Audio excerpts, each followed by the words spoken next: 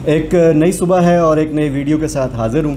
India में एक जज हैं justice Shekhar Kumar Yadav Allahabad high court के।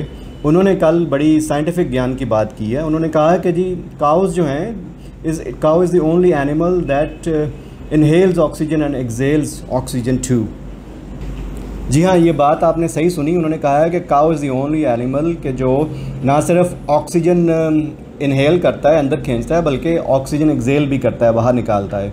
ये बात उन्होंने कहाँ से ली और किस साइंटिफिक जर्नल में ये छपी है, ये तो उन्होंने बताना पसंद नहीं किया। लेकिन ये बताता चलूँ कि ये बात उन्होंने एक जावेद नामी शख्स था जो काउ स्लॉटर एक्ट के तहत जिसकी बेल प्ली की हियरिंग हो रही थी, तो उन्होंने उस बेल प्ली को रिजेक्ट करते हुए ये महाज्ञान की बात की है। और फिर उन्होंने मज़ीद कहा कि ट्रांचकावियम which is made from cow milk, curd, butter, urine and cow dung is beneficial in the treatment of elements as per Hindu religion and he further said that there are 33 gods and goddesses which reside in the cow.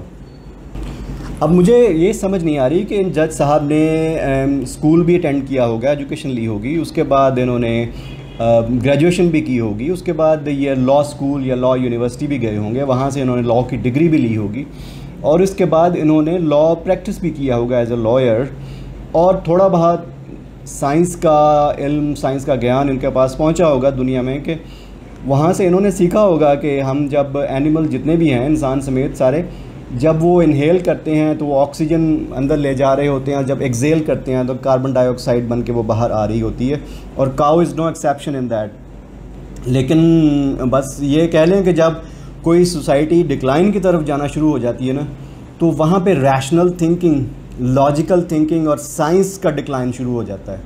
उससे आपको अंदाज़ा लग जाता है कि इस society के अब दिन पूरे हो चुके हैं। तो इंडिया में मुझे लग रहा है कुछ ऐसी ही सूरत हाल है।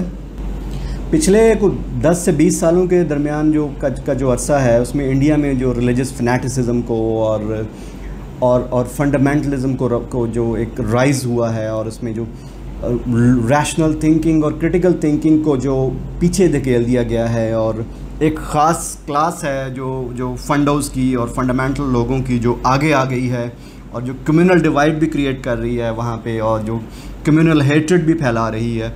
ये जो जज साहब के कमेंट्स हैं, it's a very good example of that approach in this society, in Indian society. I mean आज से 20-30 साल पहले इंडिया बाकी इस रीजन के बाकी मुल्कों के लिए एक शाइनिंग लाइट की तरह था साइंस और डेवलपमेंट में और टेक्नोलॉजी में, लेकिन अब ये एक कमाल की रिवर्सल हो रही है सोसाइटी में, जिसकी एग्जाम्पल्स हमें आए दिन देखने में मिल रही हैं।